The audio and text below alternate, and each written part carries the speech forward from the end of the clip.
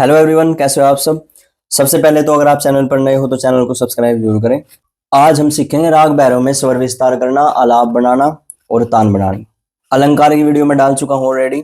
स्वर विस्तार कैसे करना है, जहां पर ये क्वेश्चन आ जाए कि राग भैरव का 50 स्वरों तक या 60 स्वरों तक स्वर विस्तार करो, या फिर राग भैरव में जैसे लास्ट टाइम क्वेश्चन आया था कि नहीं दो रागों में आलाप बनाओ 100 स्वरों तक, तो राग भैरव में आलाप कैसे बनाओगे आप।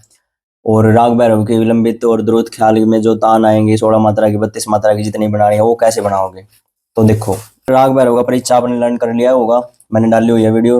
राग भैरव के रूल रेगुलेशन आपको पता ही होंगे। रे दा इसमें कोमल प्रयोग होते हैं और संपूर्ण संपूर्ण जाति का राग है। राग भैरव भैरव थाट का ही राग है और इसकी आरोह अवरोह पकड़ सिंपल है बिल्कुल। सारे गामा पा धनी सा सा नि धा पा मा गा रे सा, सिर्फ धा और रे कोमल है इसमें। अब पकड़ है इसकी गामा धा धा पा मा पा गामा रे सा। इसके रूल आपको दो याद रखने हैं। सा रे पा धा न्यास के स्वर हैं इसके। न्यास मतलब इन पर रुका जाता है। और रे और धा स्वर ऐसे हैं जिनको आंदोलित किया जाता है। जहां भी आपको रे और धा स्वर दिखे ना, वहीं आप जैसे रे स्वर आता है तो डैश डैश लगा देना, एक या दो।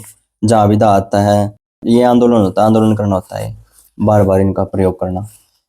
इसको हम जैसे एक स्वर को बार बार रे बोलते जाएंगे तो कंपन उत्पन्न होगा एक, उसमें गमक बोलेंगे हम उसको। फिर तो राग भैरव में कैसे करोगे स्वर विस्तार, देखो इससे इधर आपको पता ही है, भले ही हाइड है ये स्वर, इसके बाद आपको पता होना चाहिए तार सप्तक के स्वर स्टार्ट हो जाते हैं। आगे आप लिख सकते हो, दो तीन स्वर लिख सकते हो नॉलेज के लिए। इधर भी सा के बाद नी और फिर धा, ये यहाँ मंदर सप्तक के धा कोमल। और जहाँ भी मंदर सप्तक के स्वर होते हैं ना, जैसे ये धा, तो कई बच्चे ना पहले डोट लगा देते हैं फिर ये साइन लगाते हैं कोमल का। तो ऐसे नहीं करना आपने, पहले कोमल का साइन आएगा उसके नीचे डॉट आएगी, यहाँ डॉट नहीं आएगी, ठीक है, ये गलत हो जाएगा। तो देखो स्टार्ट करते हैं सा से ही। सा राग भैरव में मंदर सप्तक में कम ही जाएंगे हम। ये पकड़ होती है ना, जो पकड़ ऐसी चीज होती है, पकड़ किसको बोलते हैं हम, इससे राग पकड़ में आ जाते हैं, ये इसके मुख्य स्वर होते हैं। तो हम सीधा इसी की तरह चलेंगे। सा के बाद गामा धा धा, सा गामा धा धा धा, आंदोलित किया हमने धा को, ठीक है। उसके बाद फिर मा पा गामा, इस तरीके से ले सकते हैं, मा पा मा गामा, फिर धा धा, आंदोलित कर सकते हैं धा धा को, क्योंकि ये गामा धा धा और गामा रे सा, इसी से राग भैरव शो होता है, ठीक है। तो ये संगति हमने बार बार प्रयोग करनी है। गामा धा धा पा मा गा, पा मा गा, फिर उसके बाद मागा के बाद रे सा, इस तरीके से हम ले सकते हैं। उसके बाद फिर सा से शुरू कर सकते हो, सा गा मा पा, सा गा मा पा। ये यहाँ पर खटके का साइन प्रयोग हो जाता है। जैसे जब अलाप बनाओगे ना आप, तो अलाप और स्वर विस्तार सेम है बिल्कुल, ठीक है। स्वर विस्तार भी ऐसे होएगा, अलाप भी सेम ऐसे होंगे।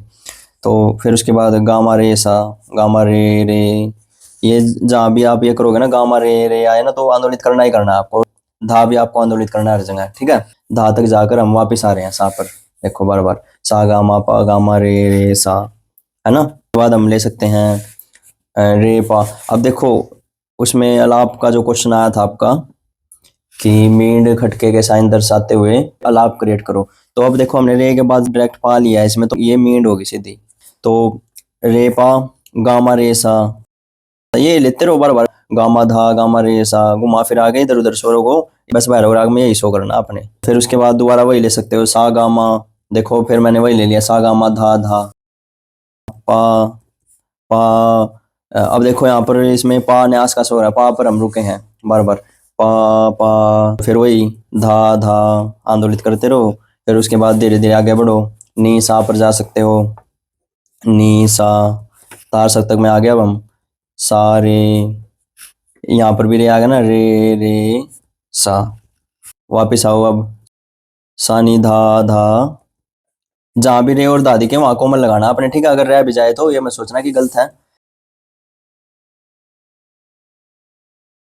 जब आप पेपर में लिखोगे ना तो उसके बाद चेक कर लेना एक बार। अब मैं यहाँ पर रे और धा कोमल ना लगाऊं तो इससे ये नहीं पता लगेगा ना एग्जामिनर को कि राग कौन सा है, तो इस चीज का आपको ध्यान रखना है। या अगर कंफ्यूज होते हो बीच में तो पहले ऐसे ही लिख लो सिंपल स्वरों को, जब आपका कंप्लीट हो जाए फिर उसके बाद आप साइन लगा देना जिस राग में जो भी स्वर कोमल है, ठीक है। मापा, सागा मापा, सागा मापा, कितने ही स्वरों तक कर लो इसका विस्तार, गामा रे सा, हो गया होगा 50 स्वरों तक विस्तार इसका शायद, गामा रे सा। बस आगे भी आप इसी तरीके से रे पा गामा रे सा धा धा, इस तरीके से आपका विस्तार होगा ये राग भैरव में। अलाप भी ऐसे क्रिएट होगा, सेम ऐसे ही लेना है आपने अलाप भी। अलाप आपका 100 स्वरों तक आए तो इसको ही रिपीट करते रहो, बार बार घुमाते रहो इधर उधर, एक दो स्वर इधर उधर करके रूल को फॉलो करते हुए रे और धा को आंदोलित कर दो, पा पर रुक जाओ एक दो बार। तो इस तरीके से आपने राग भैरव में करना है। राग भागेश्वरी का मैं बता चुका हूँ अलग से वीडियो में, और राग मालकोस का भी अभी मैं नेक्स्ट वीडियो में बताऊंगा आपको। तो इस तरीके से आपने ये स्वर विस्तार करना है, और अलाप भी ऐसे ही होगा, ठीक है। और अलग से कुछ ऐसा आता है कि कोई दो अलाप बनाओ, मतलब अलग से अलाप आ जाता है तो इसी में से आप अलग अलग कर सकते हो। जैसे यहाँ तक एक अलाप हो गया, एक सेकंड स्टार्ट हो गया, ये यहाँ तक थर्ड स्टार्ट हो गया, फिर मतलब दो तीन अलाप आए तो फिर ये यहाँ पे खत्म करके नेक्स्ट लाइन से यहाँ सेकंड अलाप, इस तरीके से कर सकते हो। अलाप बनाओ मींड खटके के साइन दर्शाते हुए, देखो जैसे साइन भी शो कर देना ऐसे, फिर ये मींड का साइन होगा, ये खटके का होगा। और जैसे रे रे वो गमक हो जाएगा वो, ठीक है, कंपन उत्पन्न होता है जिस स्वर में। और तान भी बता देता हूँ मैं, देखो तान कैसे बनाओगे। 16 मात्रा की 32 मात्रा की बनानी आ जाए तान, द्रुत ख्याल या विलंबित ख्याल में आती है तान बनानी। तान किस तरीके से बनाओगे, क्या लोगे, देखो सारे आसपास के स्वर लेने हैं बस आपने, थोड़ा सा इधर उधर, हाँ दो बार रिपीट भी कर सकते हो, जैसे गा गा, गा गा को भी ले सकते हो, रे रे को ले सकते हो 2 बार, पा पा को 2 बार ले सकते हो, धा धा को 2 बार ले सकते हो, और गामा गामा इस तरीके से भी आ जाते हैं स्वर बीच में, तो कोई इशू नहीं है इसमें। तो देखो सारे गामा पामा गामा गा रे सा, इस तरीके से गा से उठाओगे अगर कोई तान, आगे जाना चाहते हो आप, गामा धानी धापा, पामा गामा गामा रे सा, इस तरीके से ऐसे भी ले सकते हो, गागा मामा पापा मामा, गागा मामा गा रे सा, इस तरीके से 8 मात्रा की बन जाए तो। जैसे कुछ भी एक तान लिख के दिखा देता हूँ आपको, जैसे गागा मामा पापा मामा,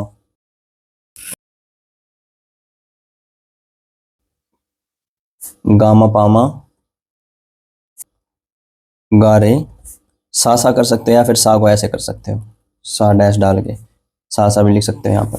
देखो बन गया ना, गागा मामा पापा मामा गामा पामा गा रे सा, इस तरीके से बन सकती है। 8 मात्रा की बनी है अभी ये, 8 मात्रा की और यहाँ बन जाएगी, तो ये 16 मात्रा की एक तान बन जाएगी आपकी। दो दो तीन तीन बार रिपीट करके गा रे सा, और यहाँ पर खत्म करना चाहते हो यहाँ पर कर दो खत्म। बस साइन आप ध्यान रखना, जहाँ भी रे और दा दिखे आपको वहीं कोमल लगाना है, अगर कहीं रह भी जाए तो गलत मत सोचना उसको, यहाँ लिख सकते हो फिर गामा धानी धापा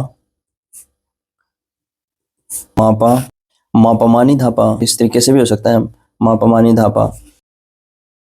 तो ये आपका राग भैरव में था बनाना। राग बागेश्वरी में डिफिकल्टी होती है बच्चों को थोड़ी सी, डिफिकल्ट लगे तो राग मालकोस में और भैरव में बना लेना। तीनों रागों में तो आता नहीं, वैसे भी यही आएगा, किसी 2 राग में बनाओ या किसी एक राग में बनाओ, जो कुछ भी आएगा, ठीक है।